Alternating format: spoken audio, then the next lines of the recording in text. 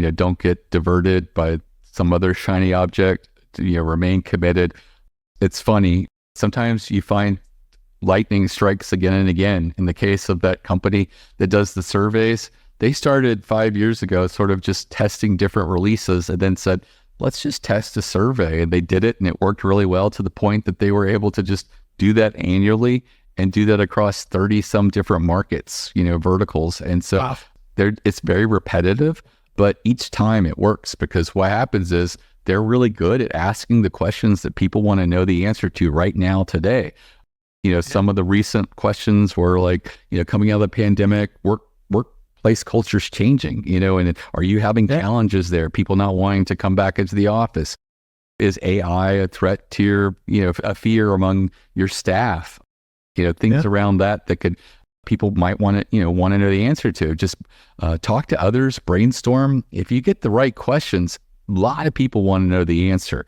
And that's a very valuable resource where you rise to the top because you doing a survey really puts you out there as an expert and a perceived authority in your industry.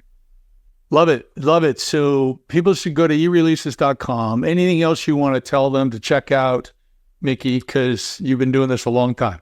Yeah, I think the best place to go is that free masterclass at ereleases.com/plan. But also you'll notice in the footer of our website, on no matter what page you're on, there's a new customer special link and you can do a press release for $349 and also get a package of releases at that cost.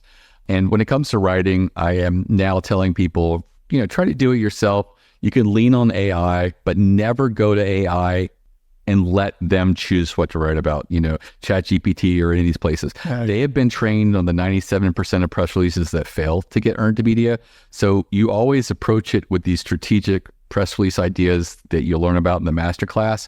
And the best results I get is where you say, okay, I have this press release I want to write about my company, and here's exactly the topic that I want to write about. And here's some information about my company and the website.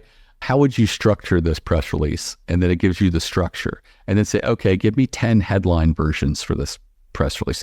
And then pick one. And if, look at the who, what, when, where, how, and why are the most important elements of that addressed in the headline.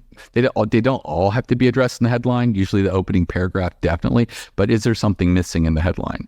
And then focus on, give me 3 opening paragraphs. And again, make sure the who, what, when, where, how, and why is addressed there. And then say, okay, give me the next paragraph.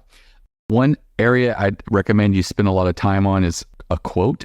An amazing quote in a press release can almost, in cases where you have a press release that isn't extremely newsworthy, you can rise to the top and journalists will choose you if you have an amazing quote.